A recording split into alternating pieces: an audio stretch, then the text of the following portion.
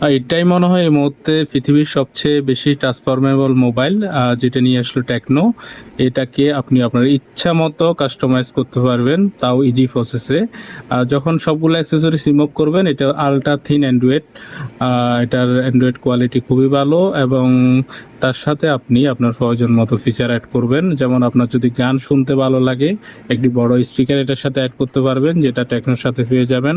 যদি আপনার অন্য একটি স্পিকার লাগে কথা বলার জন্য ভালো কোয়ালিটি, সেটাও পাবেন। এটা হচ্ছে একটি মাইক্রো স্পিকার, যেটা দিয়ে আপনার কথা যাবে অন্য জায়গায়।